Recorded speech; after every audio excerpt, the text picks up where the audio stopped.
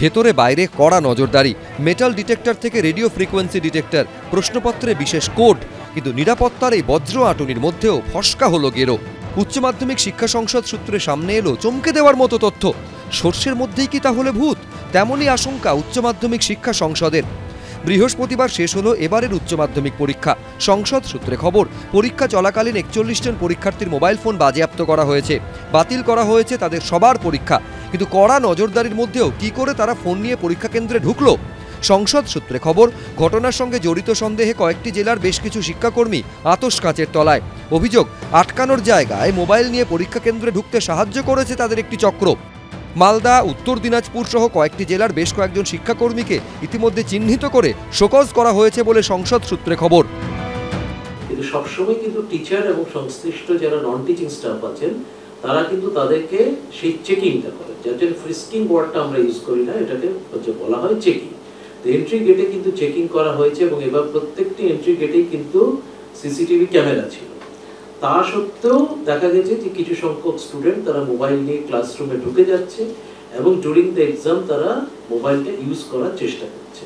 তো সেটা চেষ্টা করছে সেই অবস্থায় কিন্তু আমাদের ইনভিজিলেটররা যথেষ্ট তৎপর ছিলেন, কারণ ইনভিজিলেটরদের কাছে কিন্তু প্রপার মেসেজ দেওয়া হয়েছিল যে মোবাইল বা স্মার্টফোন কোনোভাবেই অ্যালাউড নয়।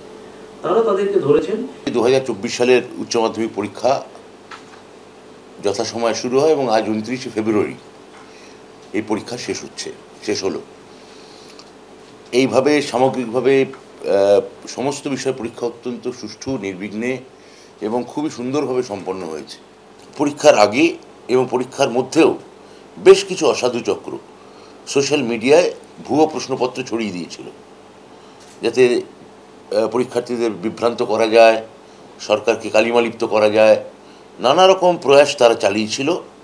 কিন্তু এবং একই সঙ্গে অভিভাবকদের বিভ্রান্ত করা যায়, কিন্তু তাদের সে চেষ্টা সফল হয়নি। সংসদ এবং সরকার এ ব্যাপারে যথোপযুক্ত খুব দ্রুত ব্যবস্থা নিয়েছে। এবার উচ্চ মাধ্যমিক পরীক্ষায় বসে 7,90,221 জন। 23টি জেলাতেই এবার ছাত্রদের তুলনায় বেশি ছিল ছাত্রীর সংখ্যা। পরীক্ষা কেন্দ্রে ঢোকার আগেই উদ্ধার হয়েছে শতাধিক মোবাইল ফোন। মোবাইল ফোন নিয়ে পরীক্ষা কেন্দ্রে ঢোকায় যে 41 জনের পরীক্ষা বাতিল হয়েছে তাদের মধ্যেও ছাত্রীদের সংখ্যা বেশি। জেলার পাশাপাশি কলকাতার নামী স্কুলেও মোবাইল ফোন নিয়ে ধরা পড়েছে পরীক্ষার্থী। এদিকে উচ্চ মাধ্যমিক পরীক্ষা চলাকালীন টেলিগ্রাম গ্রুপে ভুয়ো প্রশ্নপত্র ছড়িয়ে প্রতারণা করার অভিযোগ ওঠে। বিধাননগর সাইবার ক্রাইম থানায় অভিযোগ দায়ের করেন উচ্চ মাধ্যমিক শিক্ষা সংসদের সভাপতি। নদিয়া থেকে মূল অভিযুক্ত যুবককে গ্রেফতার করে বিধাননগর সাইবার ক্রাইম থানার পুলিশ। উচ্চ মাধ্যমিক শিক্ষা সংসদ সূত্রে খবর, আগামী বছর পরীক্ষা শুরু হবে 3রা মার্চ, চলবে 18ই মার্চ পর্যন্ত। কৃষ্ণেন্দু অধিকারী, এবিপি আনন্দ, কলকাতা।